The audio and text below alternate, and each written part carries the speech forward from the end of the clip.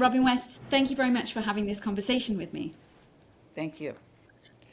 So, I'm tentatively entitling this conversation "What's Wrong with Consent?" because a lot of what we're going to speak about are certain harms that you have identified in your work as stemming from, I guess, this exclusive focus on consent, almost an obsession with consent, maybe, that has now kind of taken hold, or has for a long time, in the ethics of sex. Even though I think, as is going to be made clear as we speak, your critique of consent is starkly different, very importantly different from what's understood to be the radical feminist critique of consent. But I wondered if we could perhaps begin by talking about how we got to this point, with the role Right. that consent now plays, both legally and socially, in regulating sex, because clearly it wasn't always thus. In the Right. past, consent was really not the issue. It's a relatively recent development, that this is what everything turns on, the licitness of sex. So, and you've written about this extensively, the history of this. So, how was sex regulated before consent became dominant? And then, when and how did that sea change take place as you see it? Yes, so it took place not at any particular point, but over time. So I've I think it can be described this way. Before consent, rape was defined in all 50 states and much of the rest of the world as sex by force with utmost resistance with a woman not one's wife. And that eventually, as you said, gave way to a complete overhaul definitionally of rape as being sex without consent. So, how did you go from the first to the second? Let me start with the conventional definition. Rape is sex by force with utmost resistance with a woman not one's wife. Three separate requirements. So, starting at the end of that, the woman not one's wife part. This was the most important demarcation of sex from rape for centuries.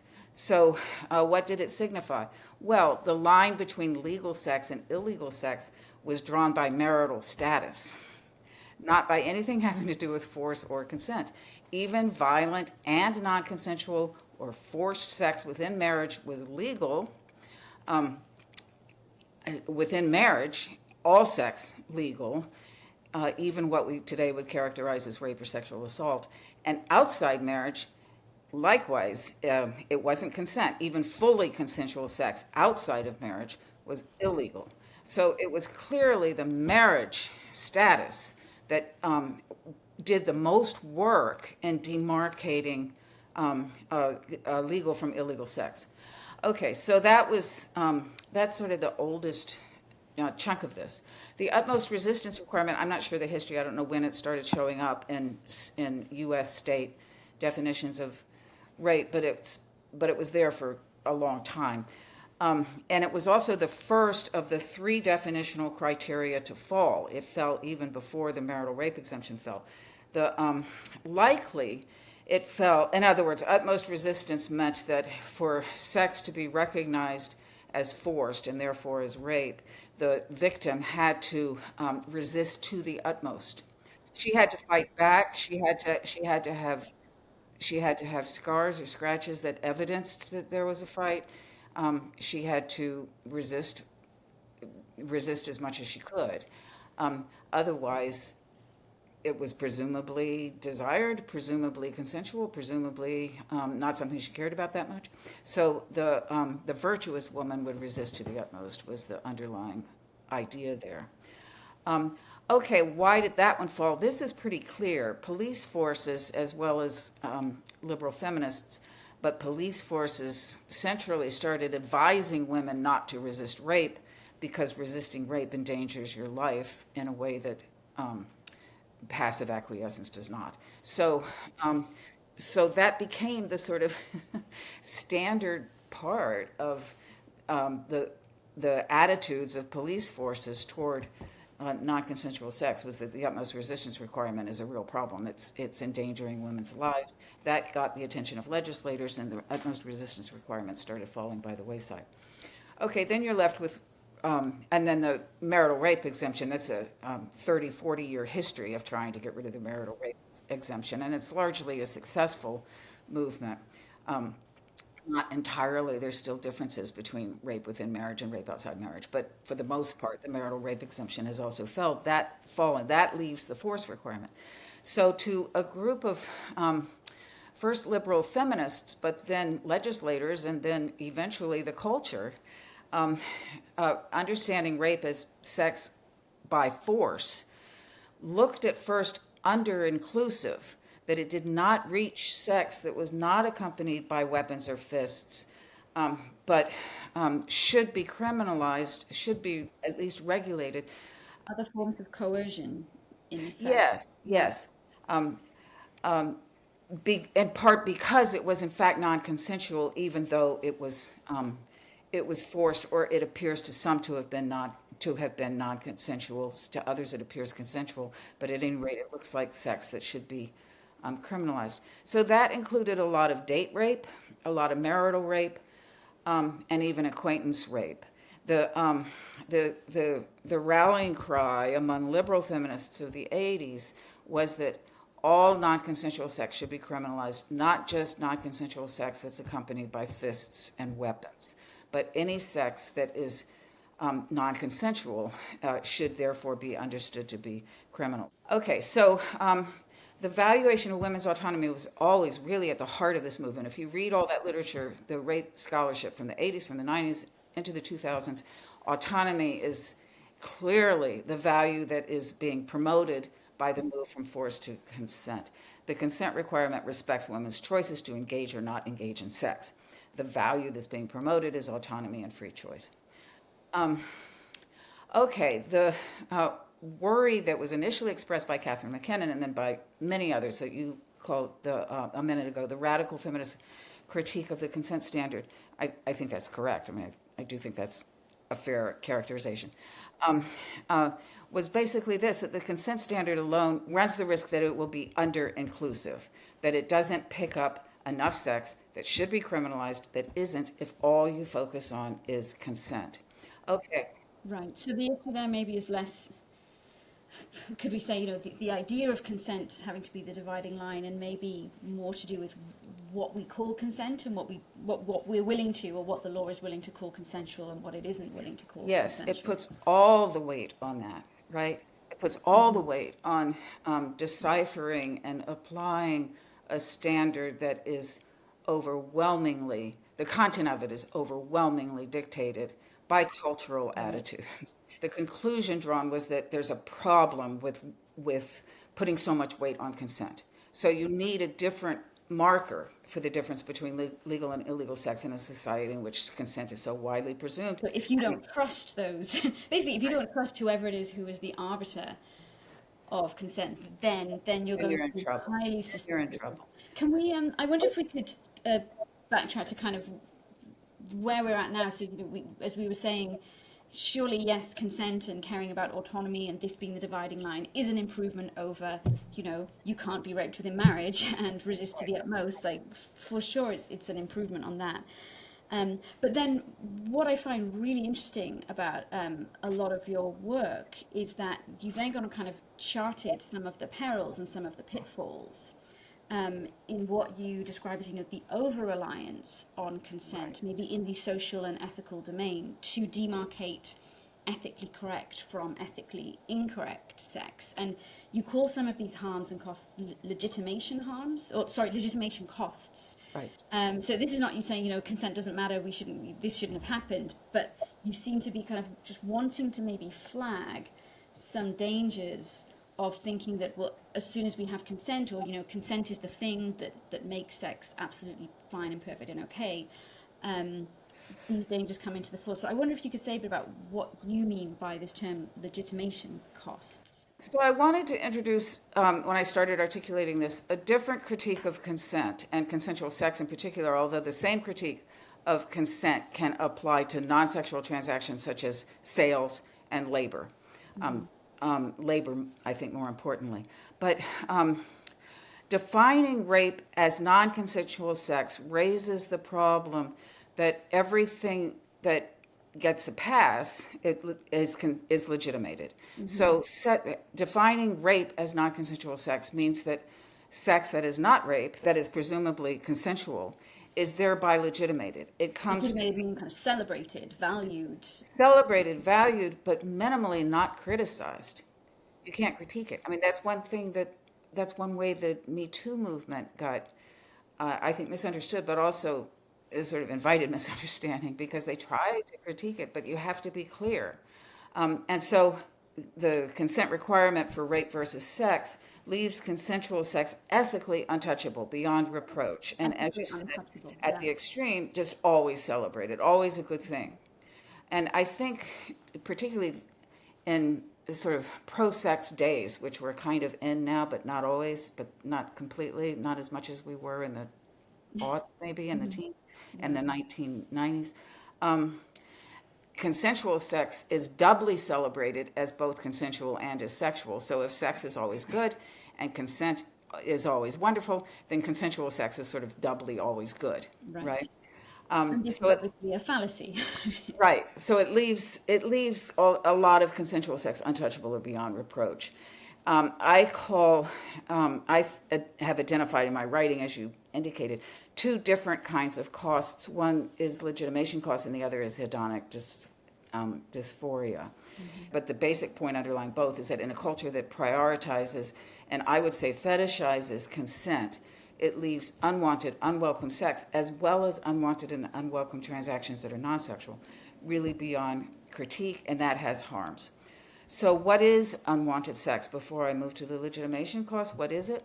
What are some examples of it? Well, sex that is not wanted, not welcome, not pleasurable, that's the most restrictive definition, but is nevertheless consensual. Why would one consent to unwelcome, unwanted sex? Well, to ward off a partner's bad mood, to ensure that the money's left on the counter for the kids' school lunches, because it's expected by one's faith, because it's expected by one's community, to ward off threats of future violence, which may not even count as coercion legally, but certainly don't count as force or violence. Sex to satisfy the expectations of one's peers in a hookup culture, etc. Guilt or shame-induced sex, where one believes that it's unwanted or unwelcome because of some flaw of one's own. Sex because it's the expected return for a dinner on a date. Sex because it's expected by the culture, etc. So there are many, many, many reasons. I like that you in your writing kind of underscore what you call hookup culture as sort of culturally mandated sex, because I think when most people think about kind of sex in softly coercive circumstances, which maybe passes the bar of consent, but is in some way kind of tainted or grey area, I think they usually think about kind of power imbalances, a wife who can't afford to divorce her husband, that sort of thing. But it's interesting that you pick on this as well, which is it's much more diffuse, kind of, it's peer pressure, basically. It's the kind of the losing your virginity in college kind of sort of pressure. It's more diffuse. It's also, I mean, thinking about all of this as the result of power dynamics might be descriptively true in some ways, but it also isn't all that helpful, and I don't think that it always identifies the harm correctly. Right. Power imbalances are pervasive. There's a disparity of power in any transaction between any two people. So it isn't clear that it's helpful. There may be a power imbalance between a faculty member and a graduate student who is not in that faculty member's program and so on. If one thinks it's the power imbalance per se that makes sex suspect, then those relationships are out of bounds. And the same is true of all workforces. And so focusing on the power, I think, both further hides the subjectivity of these harms, which I think needs to be articulated, but also introduces an over-inclusive problems of its own. Sure. Okay, legitimation cost as a phrase just means that you're overvaluing whatever was consented to by virtue of the fact that it was consented to. And again, that can happen in non-sexual as well as sexual realms. It also, another legitimation cost, using consent as the demarcation of legal versus illegal, also legitimates the conditions that made the consensual transaction appear to be good, and those conditions might indeed involve a lot of coercion, but they might involve some of these more diffuse cultural elements as well.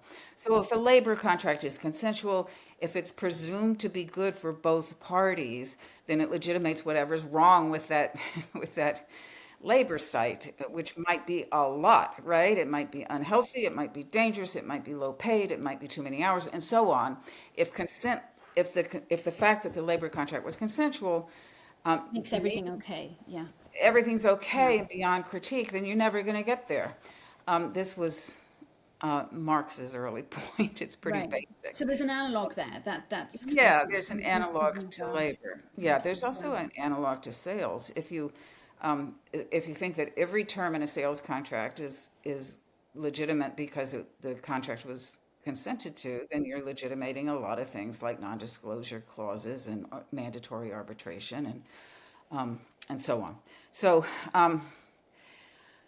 okay, it doesn't follow from the fact of consent that that which was consented to is good. It only follows that it's not bad because it was non-consensual. So the fact that a labor contract is not slavery doesn't make the labor good.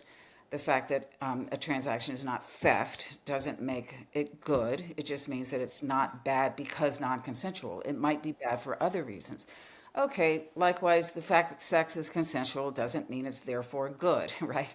It might be bad, but for other reasons. And that's really, and so that's really all that legitimation cost right. means, kind of It's kind of analytic. masking something, masking maybe a whole panoply of problems Yeah, with the yeah, the sexual problems just encounter. disappear. And Right. in a liberal society in which, we vote, so we've consented to all of this crap. We consent every time we get in our car, every time we walk down the street, we're consenting to it can be at such an extreme level that it looks absurd, but nevertheless, in a democracy with where the sole rationale for democracy is that it rests on the consent of the governed, you have that legitimation cost problem writ large. Yeah, right. Okay, if patriarchy is like democracy in that way, then you have the legitimation problem writ large in the sexual realm, Right. in the same sort of way. So I guess thinking about the kind of the problems that are masked, Right. what could be wrong with all this consensual sex? I guess many things, many things. But you kind of zero in on very particular things that haven't really received very much attention, especially with this idea of hedonic Right, dysphoria. correct. And so some of what's legitimated is the power imbalance, as you suggested a moment ago, and that's what most people criticizing consent, but who, like me, nevertheless think consent should be the demarcation, but who nevertheless are critical of consent, have focused on the legitimation of the power imbalance as the problem. My thought is that there's another legitimation clause, and that is that it legitimates the subjective being that follows. And part of that subjective being is what I started calling hedonic dysphoria. So, okay, so what is that? Well, I don't think it happens every time somebody has sex that they don't want. That was in answer to one of your questions. But if one consents to sex and consents to a lot over it over a long time, such as an entire adulthood, then I do think it leads to what I call just hedonic dysphoria, by which I mean a girl or a woman, it can also be a boy or a man or cis, whatever, who no longer regards her own pleasures and pains as determinative, even partially determinative of herself or of her choices or of her desires or of her preferences. Pain and pleasure just sort of disappear from one's internality. Jeremy Bentham famously said in his defense of utilitarianism that pleasure and pain determine what we do and what we don't do. But what if over an adult life they don't determine what we do and what we don't do, but the pleasure and the pain of someone else determines what we do and what we don't do? Okay, in a way, that's the definition of servitude, but it also may be the definition of oppression. But it also, I think, and quite sort of vividly, is what happens when one's own very physical pains and pleasures are regarded as irrelevant to one's choices, one's desires, one's preferences, and then what one does in the world. pleasure and pain not only become muted, they lose significance. We're not doing what pleases us, we're not avoiding what pains us, and in some profound way, I think that destroys selfhood. That Destroy selfhood. yeah, Yeah, so yeah. that even if Bentham overstated it and all of that, there's something to the idea, right? That pleasure and pain determine your desires, and your desires determine your preferences, and your preferences determine your choices, and your choices is what makes you an individual and impactful in the world. Well, if that chain is broken at the very beginning, where your pains and pleasures are not determining any of that, in some important way, you're not a self. As constructed in liberal culture, I mean, in early writing, I called this you're a giving self. But at any rate, the traditional liberal understanding of selfhood, right, is that it's your preferences and your desires that determine your choices. What's determining those preferences and desires? Well, a whole bunch of stuff, but pleasures and pains in part, right? I mean, you may have I mean, this is all altruistic. super interesting to me. Also, because, when I read this, I had never read anything like it. I hadn't read, a critique about precisely this. And I was kind of wondering, I guess, how would you recite this concern to, say, like an 18-year-old girl, So, who yeah, seems having like loads of sex with different guys, or, right. and is saying, but the truth is, Don't none like of it is really doing anything for me. I just kind of do it. I don't know. Would you be talking to her about, I don't know, I guess you're kind of alienating in some way your part of you from important parts of who you are, or you're like denigrating yourself because you're behaving as if your own pleasure and pain doesn't don't matter. matter? Is kind of that the kernel of the. Yeah, I think both of those are true, Mm. and both of those might spark some self-understanding or recognition. But I do think that's the relevant question. At one point, I was talking to a bunch of people that do sex education for Planned Parenthood, including my stepdaughter. Yeah, and I asked her if, I mean, I asked a number of people this. The answer was always the same. What is taught to teachers of sex ed, and what do the teachers teach in sex education classes about the ethical conditions of good sex? And the answer was always consent. You have to make sure that both parties are consenting. So, one way to put this point, and it seems trivial and obvious, but it's not apparently, is that consent is necessary but not sufficient. And so, what both parties should be asking is if the sex is wanted and welcomed and desired. And each party should be asking that of him or herself and of the partner. And so, just effectuating that shift in the way we talk to teenagers, and it's not just 18-year-olds, it's 14-year-olds, 15-year-olds, 16-year-olds, and 17-year-olds, about their budding sexuality, and talk about it so that they understand that pleasure is a precondition and pain is an absolute no, then then that I think is an advance. It's a hedonic advance for everybody. You get more pleasure in the world and less pain. But it's also, I think, an advance in the way that you were saying. You have less self alienation and you have less self denigration. Because it's clearly denigrating to think about your own pleasure and pain not mattering in this realm. It might not matter in other realms if you're engaging in, altruistic community service or something. Right. And you're I really, was thinking about this when I was reading you on hedonic dysphoria as well. I was wondering if the point is very specific to sex, or maybe if just the weightiness of it, the importance of it is specific to sex. Because, I was imagining, I don't know, someone who goes to the theatre a lot, because that's what their friends do, and they kind of tell themselves they enjoy it, but really, it's like pulling teeth for them, and they do it all the time. Is there kind of a hedonic dysphoria problem? I mean, I'm guessing you would say, well, no, it's not. It's not kind of the same level of seriousness, and that's kind of key to the argument here, or to the harm, that it's specifically to do with one's body and one's kind of immediate pleasure and pain. It's it's not just anything. it has to do with the fact that it's the body, and again, with the longevity of it, if this extends over time, is always the case. And then, I mean, the person who goes to the theater because their friends like it, um, is aware of it, is aware of that disjunction. Even the way you just put it, it's like it feels like pulling teeth, but I do it anyway, because I'm getting other sorts of pleasures, or because I enjoy giving pleasure to my friends, and that's harmless. It could be admirable. The same is true, of course, with sex. And you asked that at some point, is this always harmful? No, of course not. And unwanted, I don't know about unwelcome, unwanted, unpleasurable sex can be a part of a loving relationship that is that, and so it's worthwhile for that reason.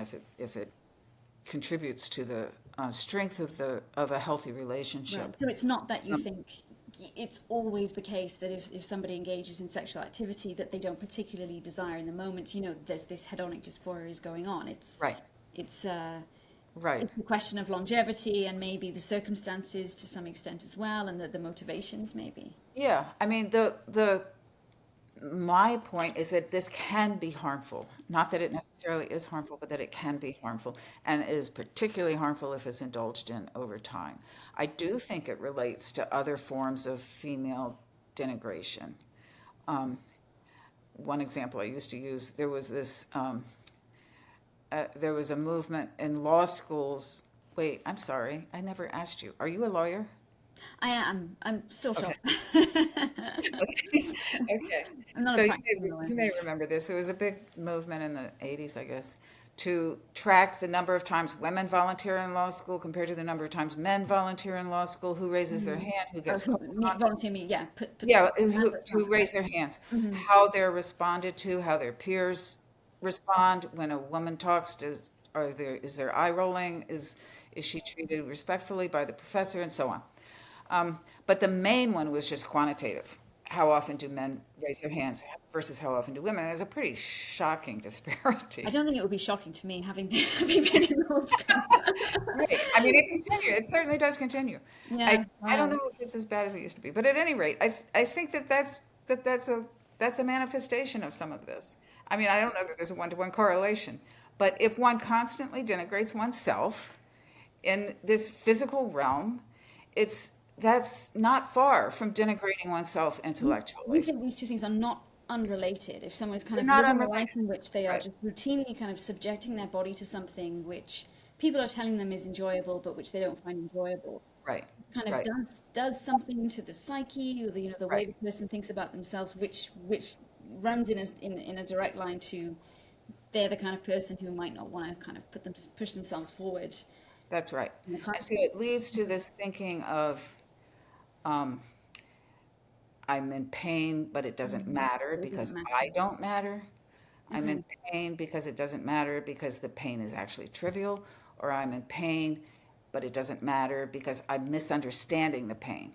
Right. Actually, it's pleasure, and I'm feeling it as pain. This is kind of gaslighting because I think at one point you put this in terms of gaslighting. Like it's Right. almost kind of Right. social gaslighting into thinking Right. something is must be pleasurable because it's this and it's consented to. Right. And then if you're not consenting, there's either something wrong with you, um, or you just don't matter, or you're confused. And that leads to a lot of confusion and a lot of self denigration. I think we mentioned Me Too very briefly earlier in Right. relation to this, and I was wondering, if you have a view on a general view on what the Me Too movement has done with regards to buy-in to the ethic of sex. Has it kind of bolstered consent as the be-all and end-all of the ethics of sex, or I mean, might there be an argument to say in some ways the Me Too movement has kind of exposed the problems with regarding consent as the only thing that matters? Okay, so yeah, it's a double edged thing. First of all, to back up just a second, sexual harassment law does not define the actionable sex, think about just quid pro quo, as non-consensual. It defines it as unwelcome. So that sort of opens the door. Sexual harassment law and sexual harassment itself is unwanted and unwelcome sex in the workplace or in various places, schools and workplaces. So that at least introduced the concept, and the Me Too movement, in the most literal sense, just exposed how widespread that is. Unwelcome and unwanted sex in the workplace or in schools is a large problem. So on the plus side, the Me Too movement exposed and set out to expose and did expose the amount of sexual harassment in the world. If people understand that sexual harassment is defined in that way, as unwelcome sex rather than as non-consensual sex, then that goes a long way toward resetting the line between what's acceptable and unacceptable sex, because it resets the line in a legal context, not a criminal law context, but nevertheless in a civil rights and tort-based understanding. And it did lead then to some to a lot of successful lawsuits. The Me Too movement led to a lot of successful lawsuits and at least some criminal convictions as well of powerful men. Okay, on the other hand, first of all, there was a backlash, but part of the backlash was that some of what women are complaining about in the Me Too movement just looks like bad sex, Right. as opposed to anything that is a worry. Right. And so bad sex can't just be a worry. So that's what's wrong with these So moves. yeah, that's so interesting because I feel that in some of these cases, these kind of famous Me Too cases, not all, but of course, but some of them, you feel like there's almost a kind of a desperate effort to understand an interaction as non-consensual, right? And then to have an Right. argument That's about right. it purely in terms of consent, because if it's not non-consensual, I think people are at a loss to then explain Just say what's wrong with it. what was the If problem, what anything, happened if here. anything, that's correct. That's correct. And so, yeah, you did see that all over the place. You saw it in women's centers on universities, that women would come in and they would have some unease about what's going on with their sex lives and with their sex, and they would try to express it in a way that emphasized non-consensual features. In part because I think we lack a language to talk about what's wrong with sex when it is consensual but nevertheless bad. And so the backlash to Me Too was in part that it contributed to this sense that consensual sex, no matter what else is true of it, is going to be harmless. So I guess there's an implied premise here, which I think is a correct premise, which is that consent is a kind of a minimum condition on sex being legitimate, good, valuable, all of these things. And then I suppose that kind of raises the question about the law, because Right. you're thinking about outside of the law, and how would you advise young people on the precipice of becoming sexually active to engage in sex, to think about the ethics of sex, and that's sort of one question. And I think the legitimation costs of consent are clearly like very, very salient there. And then there's kind of the question of what should the legal threshold be? And we're talking about problems with consent, but I guess a lot of people will always want to bring things back to that and know about that. So, I mean, do you think that there ought to be space for lawful sex that is nonetheless bad sex in various ways, possibly one of those ways being power imbalance, abusive power imbalance, which nonetheless meet the threshold of consent, so long as consent is present? I mean, do you think it's important that we have that gap between what the law insists on and what is ethically ideal? Yeah, I think it's very important that we insist on that. First of all, obviously, you cannot criminalize all consensual sex that's bad, and so that can't be understood as a goal, as a sensible goal. We wouldn't want to do that. One way to put this problem is that critiques of consensual sex run the danger of being of having to go through what I call a force funnel. That you have to describe it as forced. It has to be coerced. It has to be involuntary, violent, forced, coercive, in order for the criticism, even one's own reflective criticism, to gain traction. And so that's the lack of a gap. What a gap would do would be to give you a way to describe sex that you have or have had or that you're contemplating having as not forced, fully consensual, not coerced, but nevertheless something to be avoided because of some harm that it might occasion. Okay, I think that this tendency to understand rape as forced sex and then to understand everything that's bad, when and if sex is bad, as a function of force and power, right, is is just a mistake, but it's a very understandable mistake, and particularly in a liberal culture, like leave sex out of it altogether. The same thing happens with capitalism generally, right? The fact that we're not in a slave society doesn't mean that everything that happens that's consensual in our work life and in our transactional life is good. And that assumption underlies virtually the entire administrative state, right? That there are going to be harms in sales and in commerce and in labor that aren't captured by these images of theft or slavery. And we just haven't made that step in with sexuality. That there are harms of fully consensual sex that's not rape, sex that's nowhere near, sex that's not even sexual harassment, that nevertheless need to be articulated and spelled out. It doesn't mean we need an administrative apparatus to cope with all that. And so, and so your question, what should be the legal response to all this? I'm not sure that there should be a legal response other than to take care to avoid the slippery slope, other than to take care to avoid the legitimation cost. The legitimation cost is a cost of the legal system, I think. It's a cost that's a function of law.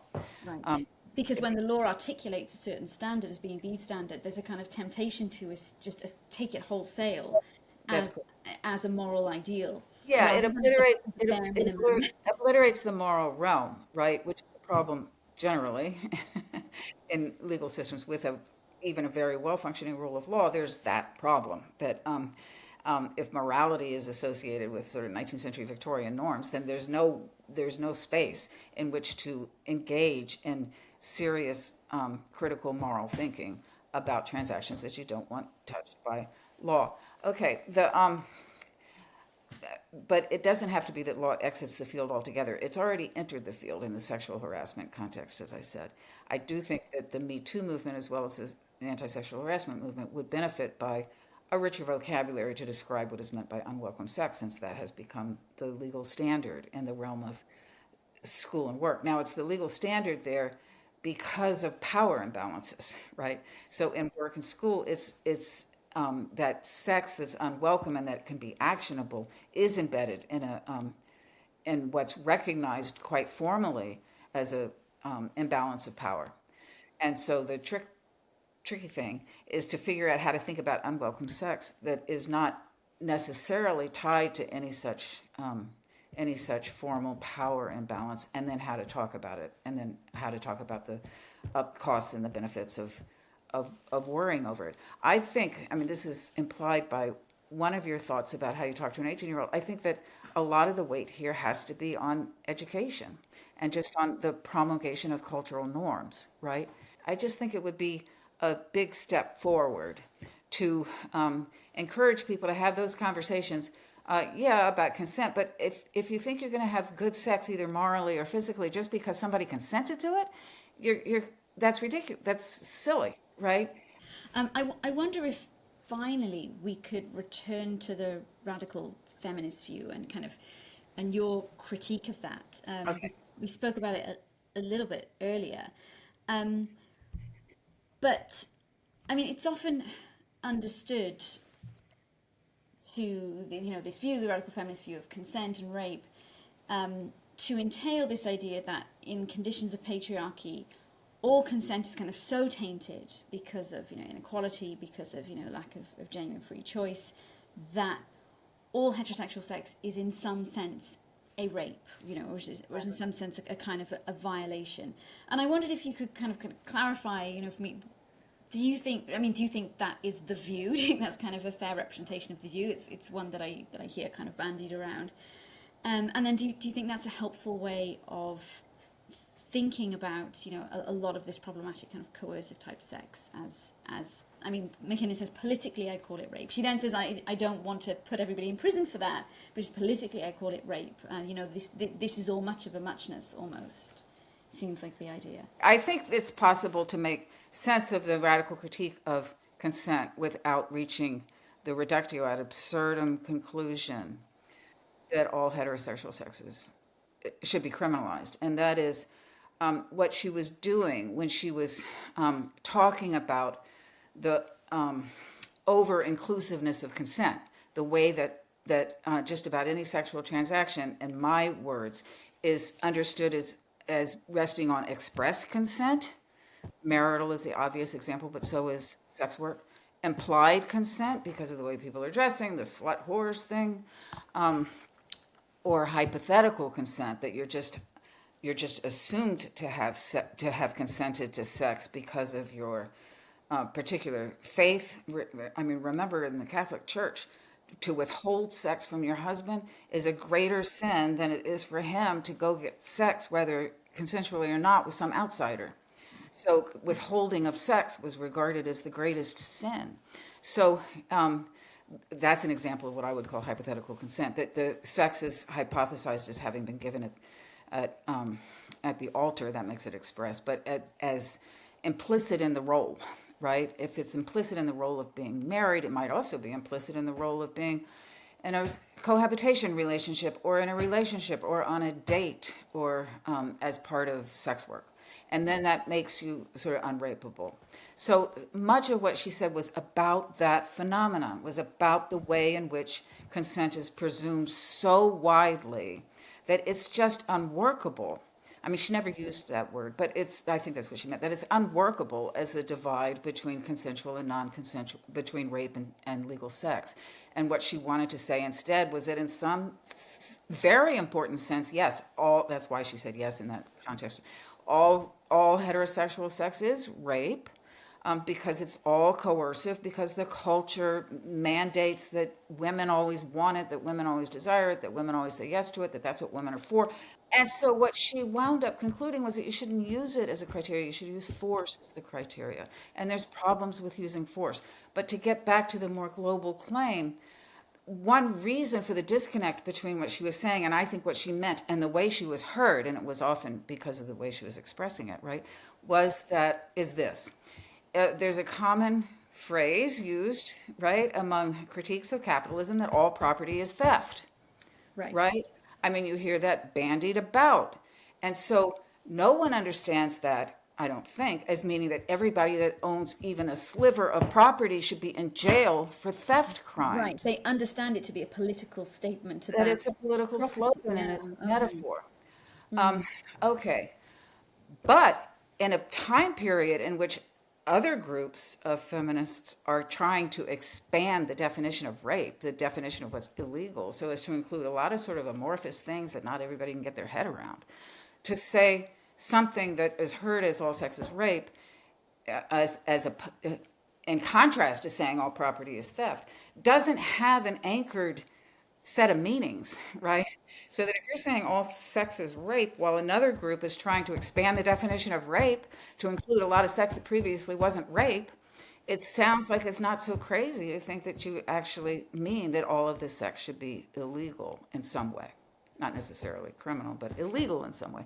And I think that's where the disconnect was. But your view is that, regardless of this question about criminalization and what we should call rape, is also that there are very different harms associated with, say, sex that is consented to, but in these kind of broadly socially coercive circumstances, Yeah. and sex Yes, that is that's rape right. in that it involves the literal overpowering of a person, whether Yeah. physically or with kind of coercive threats that amount to. Correct. So there's two problems with the radical feminist critique of all heterosexuality, basically. One is that it makes more difficult the liberal feminist movement as well as theoretical move to try the to expand the definition of rape to include some forms of sex that people previously had not understood as rape or as deserving of criminal sanction. It just confuses things hugely.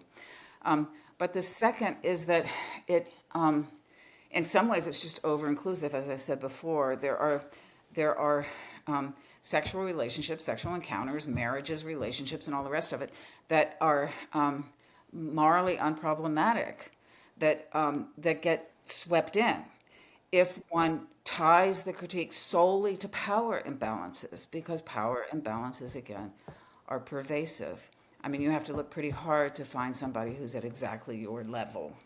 And so, and so to return to the school context, I remember when all this was being bandied about in the 80s in terms of writing codes what's sexually permissible and not on university and college campuses.